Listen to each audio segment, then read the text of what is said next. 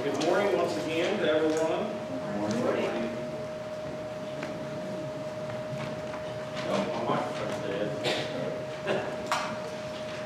Hold that thought, people. That gives me a chance to exit. Need a couple new backers.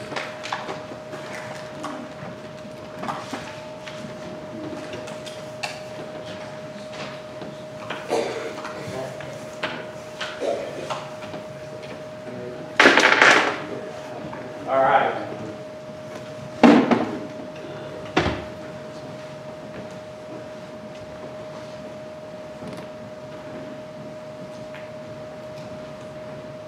Where was I? Good morning. Good morning. Good morning.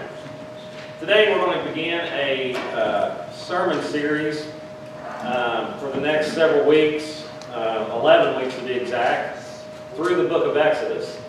Last year I went through Genesis, and so I thought, I usually try to preach through an Old Testament book and a New Testament book at least each year, and so I thought, well, what Old Testament book am I going to do this? I thought, let's do Exodus. It's the next one in line. So anyway, I'm excited that I've never preached a series through Exodus, so I thought it would be a good opportunity to do that. Exodus, as many of you may know, is the second book of the Bible, and it's about the Israelites being slaves in Egypt to the Egyptians, and God intervening in and sending Moses in to lead the people out of captivity and out of bondage of slavery and to this promised land. And this story goes back into Genesis because if you remember, God promised Abraham that he would be a nation as numerous as the stars in the sky and the sand on the seashore and all of that. And then later on, he had a son named Isaac, and then Isaac had two sons, Jacob and Esau, and Jacob had several sons. And we talked about Joseph last year. Joseph was the son that the other brothers decided to get rid of, and he was sold into slavery and ended up in Egypt. And God used him to gain favor with the Pharaoh or king of Egypt, and he was able to save everyone from a 7-year famine. And then he eventually got all his family over to Egypt, his 11 other brothers and all their families, and his father. And so that's how all the Israelites or Hebrews ended up in Egypt in the first place, was because of the famine. And so, but eventually, over time, we're going to learn about that today, how they ended up being slaves in Egypt. But today we're going to begin this series in the first chapter. And I've entitled this sermon, Oppression. And I'm not sure if you're familiar with the word oppression, but oppression is defined as a prolonged, cruel, or unjust treatment or control. And that's exactly what ended up happening to the Hebrews, is they were oppressed. You know, they were held captive, they became slaves, and they weren't treated well. And so that's what I want us to talk about today in the opening book, is how, or the opening chapter, how that came to be. The first thing I want us to look at is, you know, how did it all come to this? I mean, when we left off in Genesis, things were great. You know, the people were there, they were saved from the famine, and you know, Joseph was second in charge of all of Egypt besides the Pharaoh, and so things were good. And then all of a sudden, you get over in Exodus, and it's like, things are bad now. What happened in that time frame? And so we see a little bit of that in the first 11 verses of chapter 1. It says, "These are the names of the son of Israel who went to Egypt with Jacob, each with his family: Reuben, Simeon, Levi, Judah, Issachar, Zebulun, and Benjamin, Dan, Naphtali, Gad, and Asher. The descendants of Jacob numbered 70 in all." Joseph was already in Egypt, so originally there were 70 of them that went to stay in Egypt during the famine, and Joseph helped save them. Now Joseph and all his brothers and all that generation died. So we've moved on several years. Joseph has died, all his brothers and all that generation died. So there's a whole new generation of people now there.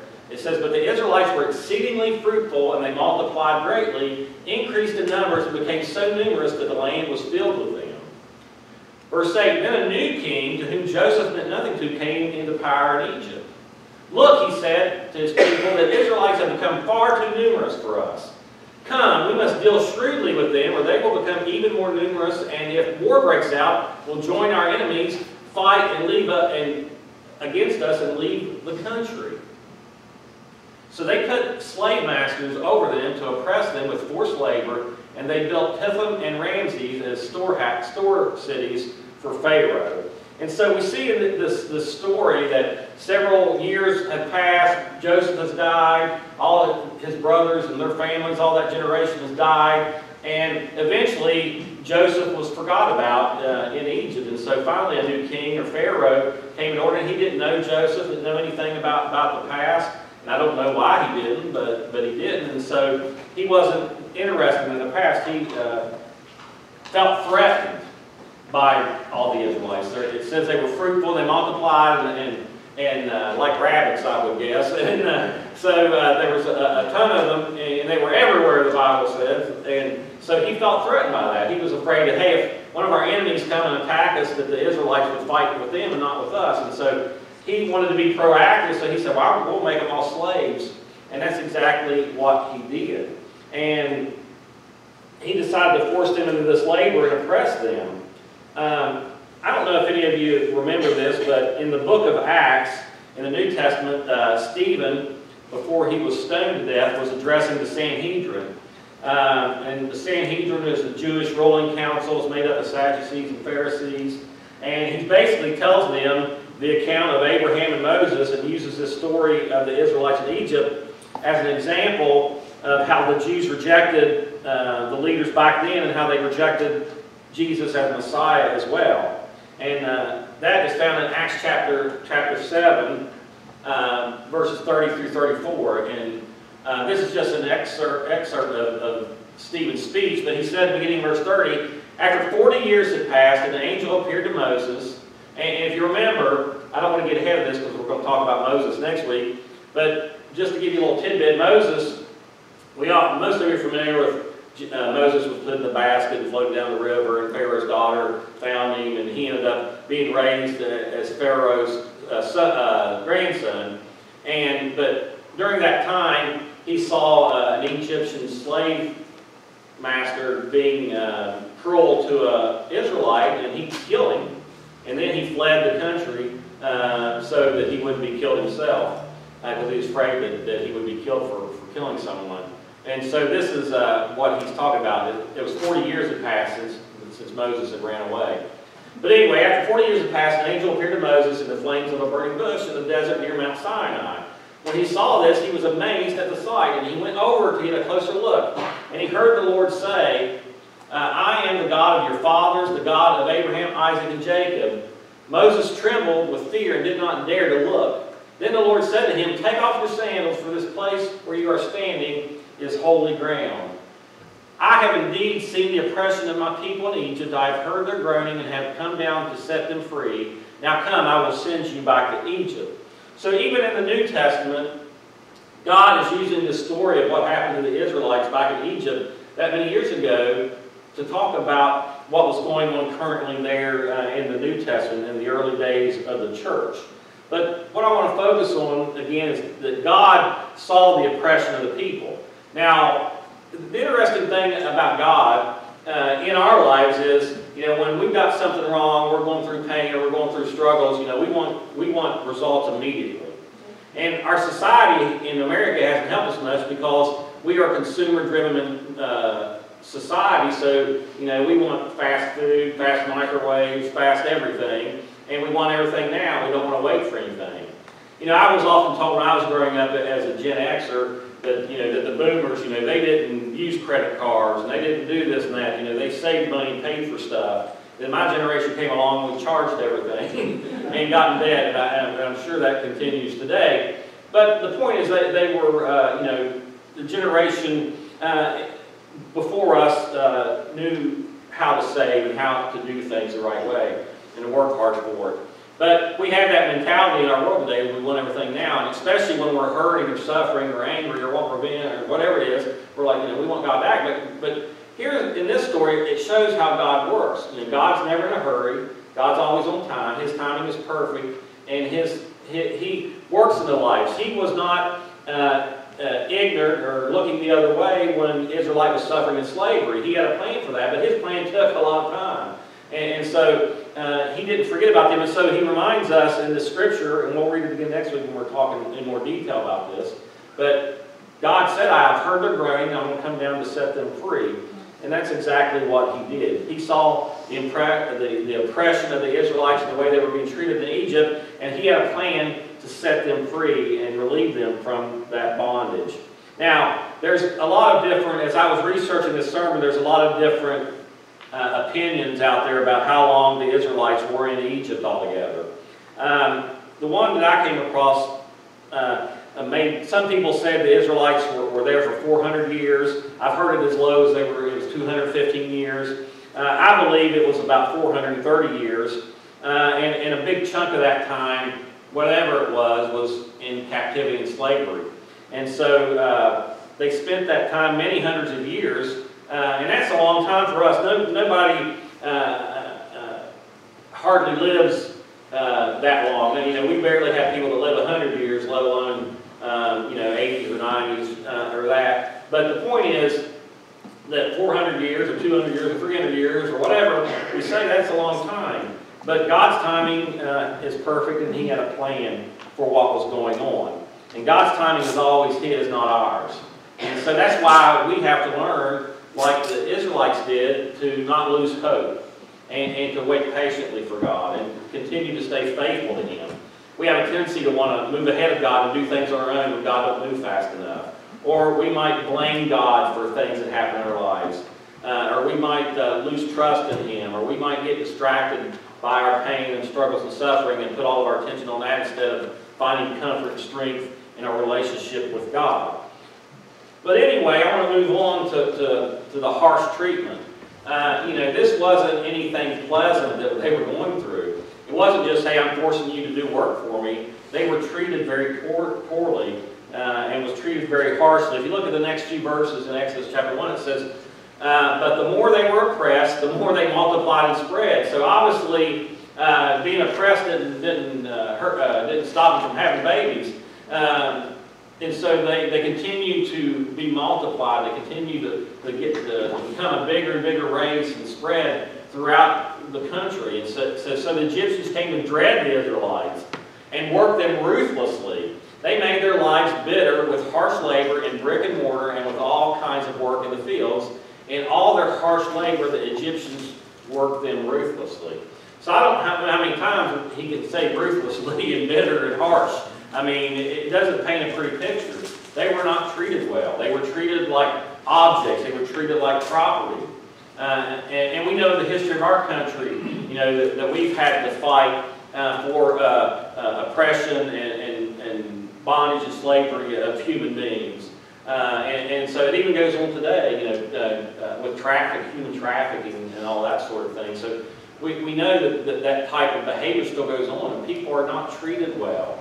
And certainly, I don't know about you, but if I was treated harshly and poorly and being forced to do stuff I didn't want to do, I'd be doing a lot of praying and a lot of hoping that God would send me some relief. But I don't want to skip over it. Sometimes we want things nice and pretty and neat, but this isn't a pretty picture. Just like Jesus dying on the cross is not a pretty picture. We hang up all of our pretty crosses and have all that, but His death was cruel. What He went through was horrendous, and the same thing for these people. This was not a pretty sight. It wasn't just they were forced to do some work. I mean, they were whipped and beat and things like that. And so, but the interesting thing about that, like I said, is the more they were oppressed, the more they continued to be fruitful and multiply. And the Egyptians despised them for that. It seems like the bigger they got, the more they didn't like them. So I think what happens, if you think about it, when we start despising someone, or we're jealous of someone, or we've got some type of resentment towards someone, we have a tendency to treat people poorly. We don't always handle our anger or our feelings well. We end up putting that out on someone else. You know, it might be our kids, it might be our spouse, it might be our co-workers, it might be family members. And so I, in a sense, kind of see that's what happened. You know, the Egyptian people were really starting to resent all these Israelites, and so they took out their anger on them and treated them very harshly and ruthlessly. And you can look up those words in the dictionary if you don't know how mean and awful that is, because that's exactly what happened to them.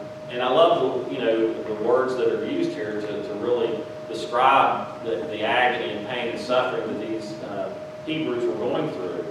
And honestly, like I said, sometimes we can treat people that way. Solomon warned this in Proverbs: the poor plead for mercy, but the rich answer harshly. And so I want to encourage you, when you are going through a hard and difficult time, don't lash out at others. Don't take that out on people. I've been guilty of it. I'm sure many of you have been guilty of that. But we have to really learn to control our emotions and our feelings and not portray that on other people or not take it out on other people. And the thing that we need to do, or we should do, is when we have those type of feelings or emotions or going through something, we have to take that to the Lord. We have to pray faithfully to Him and ask Him to give us the strength and the comfort and all that sort of thing. Because if we will take our focus off our problem and put it on the problem solver, that's going to make all the difference in the world.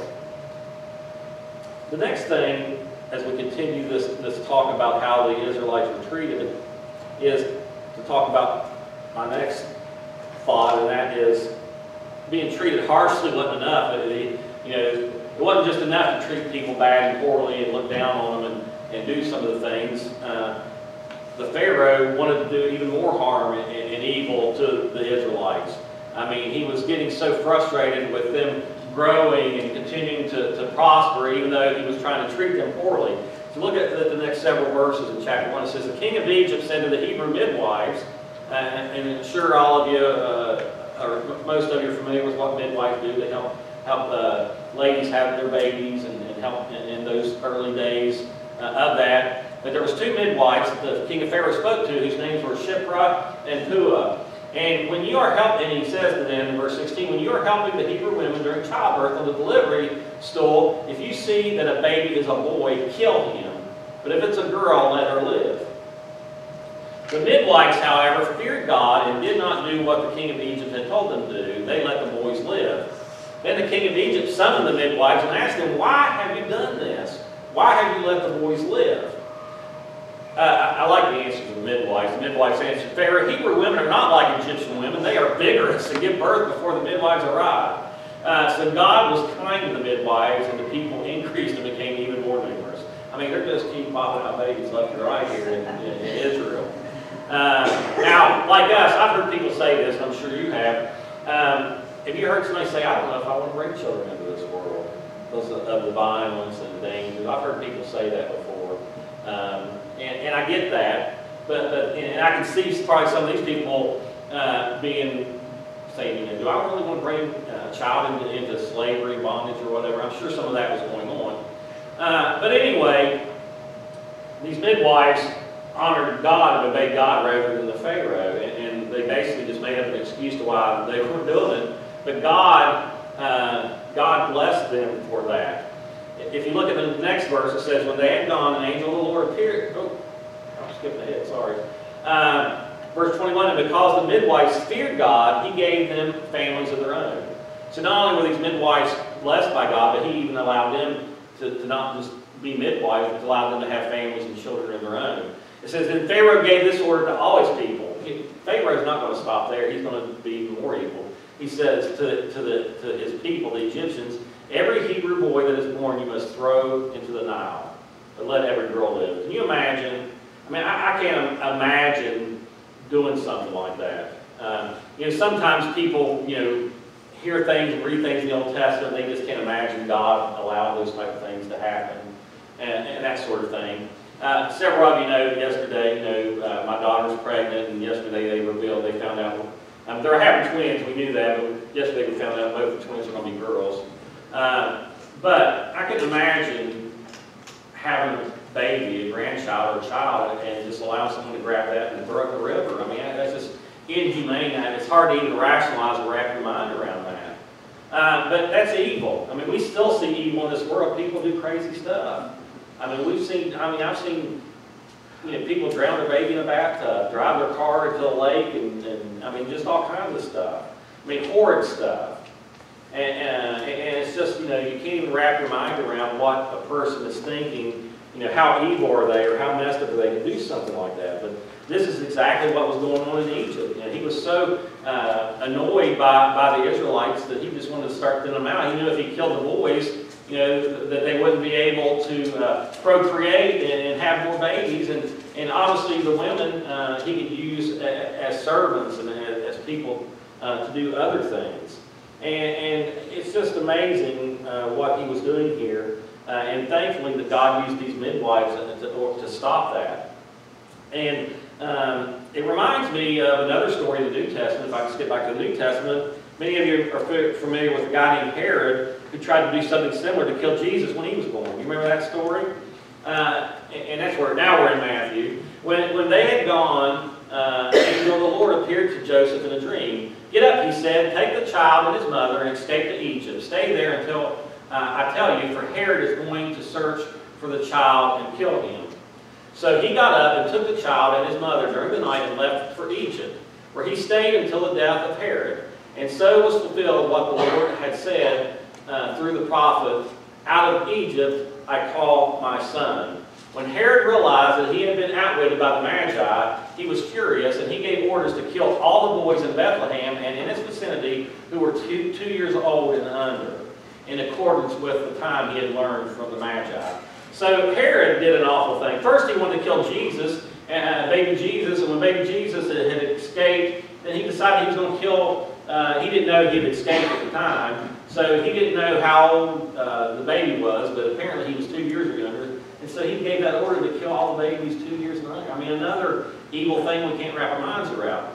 But the thing that I find interesting is in this story, how it relates to the Israelites in Egypt is, it's interesting that Joseph and Mary, along with baby Jesus, fled to Egypt. In the Exodus story, Egypt was a place of evil that they wanted to get out of, but in the New Testament, Egypt was a place of safety. I find that interesting. The irony of it. And I think God does everything with purpose. And I do believe God sometimes has a sense of humor, too, in the way he does things. So I find that interesting. That he used Egypt as a place for Jesus and Mary and Joseph and their family to be safe. And as we wrap up this message today, I just want us to focus on that this is not the end of the story. We're just getting at the beginning of it. And we're going to go through the next several weeks and the next 2 or 3 months and really learn in detail how God led the people to freedom and how the people didn't always appreciate what God done for them and that sort of thing. But oppression was the fate of the Israelites who came to Egypt and lived there. And eventually, when everyone died off, the Egyptian leaders who were kind to the Israelites no longer became kind to them and led them into this slavery. Not only did they lead them into slavery, but they oppressed them harshly and treated them poorly. The Egyptian king was determined to stop the Hebrews from growing and becoming numerous by killing male babies. But this story is just getting started. And next week we're going to look at the unique birth of Moses, and we're going to talk about Moses and how Moses was the chosen person that God chose to come back to Israel and lead the people out of captivity along with his brother Aaron. And so I hope you'll continue on this journey with us as we go through this book. And we record the sermons each week. If you ever miss a Sunday, can't do it, you can go watch it later. But I would also encourage you to read along with us in the coming weeks. Next week we're going to be looking at chapters 2 through 6. So if you want to read ahead in that sermon and kind of keep up with what we're doing, I always try to tell you what we'll be doing the next week so that you can kind of read along and get a bigger picture of that. There's a lot of scripture and a lot of text to read, so we won't always have time to go through all of it, but I'll try to do the best I can to paint a picture for us and get that understanding so we can learn from that. So at this time we're going to offer our time of decision. The praise team's going to come forward and lead us in a song. If you have never given your life to Christ, you've never surrendered to God and allowed Him to save you, you can have that opportunity this morning to come forward and be baptized for the remission of your sins. If you have never placed your membership at our church and would like to place your membership, and you're a baptized believer, you can do that. If you've fallen away from your faith and you have not lived faithfully to God, you can return to Him. God accepts everyone back. And I hope if anyone has a need, you will join us this morning. I'm going to ask you to stand as we sing our invitation song.